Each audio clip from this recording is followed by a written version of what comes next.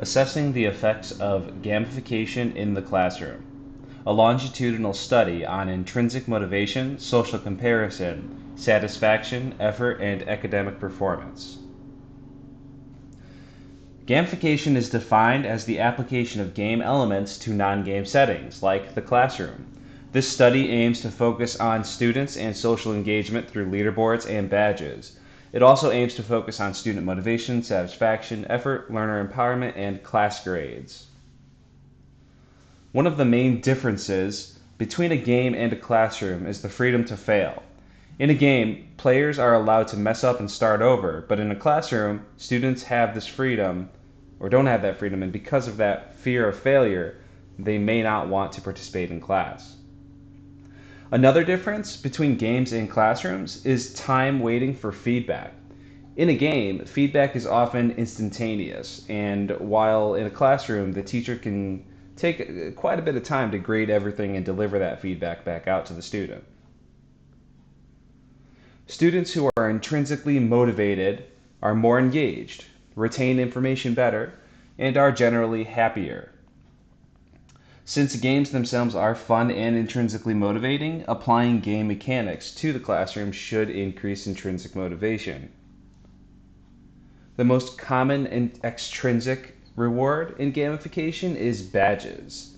According to many studies, this, however, might not be that beneficial. According to the author of the study, badges decrease intrinsic motivation because they are given to an initially interesting task, but then the reward is something tangible and becomes all about getting the badge. Despite of all the increasing popularity of gamification in the classroom, there are concerns over this benefits.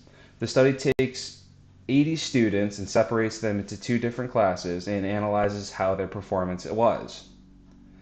The first hypothesis was that over time, students would socially compare in the gamified course.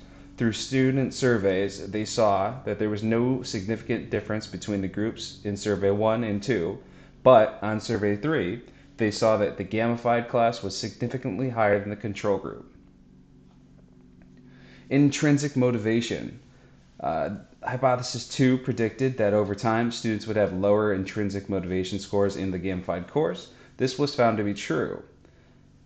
Surveys from 1 and 2 was about the same, but Survey 3 showed a significant drop in intrinsic motivation in the gamified group.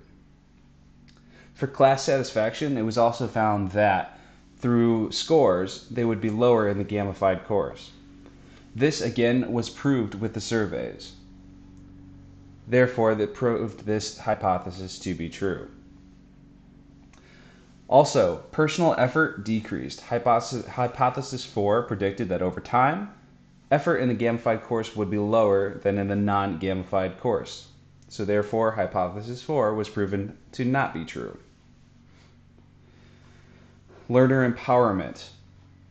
Hypothesis 5 predicted that over time, learner empowerment would be lower in the gamified course. Learner empowerment never changed in the control group according to the surveys.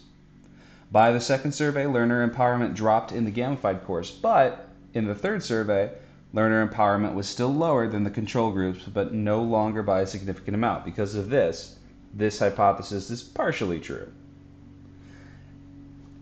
Educators, according to the author, should beware when thinking about implementing gaming into their classrooms because it can backfire on them. According to the results of the study, he believes or she believes that the combination of leaderboards, badges, and competition mechanics do not improve motivation, empowerment, or satisfaction, and rather it actually harms them. Even though course type, gamified or traditional, doesn't have an effect on student grades, it still might have an effect on their final exams, mediated by their intrinsic motivation levels. Other factors can attribute to the effectiveness of gamification, but this study did only look at the broader picture. It is stressed, though, also that educators should add gaming into their classrooms at their own discretion. Gaming could be effective, but the use of leaderboards, badges, and rewards can backfire. Personally, as an instructor, I'm not sure if I agree with the entirety of the study. I too, though, would like to see more personalization spent on the individual students as opposed to class.